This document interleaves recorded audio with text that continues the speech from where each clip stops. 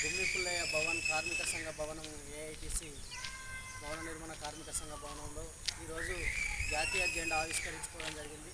ప్రధానంగా స్వాతంత్రం వచ్చి ఇన్ని సంవత్సరాలు అయినప్పటికీ అప్పుడు సిపిఐ స్వాతంత్ర పోరాటాలలో సాయుధ పోరాటాలలో ఎన్నో ముఖ్యమైన పాత్రలు వహించి దున్నే వాళ్ళకి భూమి కావాలి, ఇలా రైతులకు గిట్టుబాటు ధర, ఇలా చూస్తే ఎన్నో ఎకరాల భూములు పంచినటువంటి ఘనచరిత్ర భారత కమ్యూనిస్టు పార్టీ.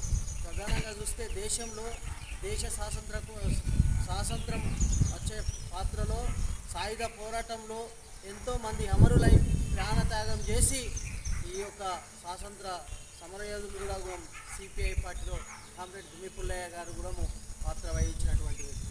అదేవిధంగా సాయుధ పోరాటంలో పాత్ర వహించినటువంటి వ్యక్తి కామ్రేడ్ గుమ్మి పుల్లయ్య గారి భవన్లో ఈరోజు జెండా ఆవిష్కరించుకోవడం చాలా గర్వకారణం. ప్రధానంగా చూస్తే దేశంలో ఇవాళ వివరిస్తున్నటువంటి కార్మిక చట్టాలు కానీ, కార్మిక వేతనాల చట్టాలు కానీ, ప్రధానంగా చూస్తే ఈ దేశ సంపదను అప్పుడు బ్రిటిష్ సామ్రాజ్యాన్ని తరిమి కొట్టినటువంటి క్రమంలో ఇప్పుడు ఆ బ్రిటిష్ సామ్రాజ్యానికే కొమ్ము కాస్తున్నటువంటి పరిస్థితి దేశంలో వివరిస్తూ ఉంది. దాన్ని అందరూ కూడా గమనించవలసిన అవసరం ఉంది. ప్రజలు, మేధావి వర్గం కూడా దాన్ని ఆలోచన చేయవలసిన అవసరం ఉందని ఈ యొక్క స్వాతంత్ర దినోత్సవం సందర్భంగా మేము తెలియజేయడం జరుగుతూ ఉంది. భారత్ మాతాకి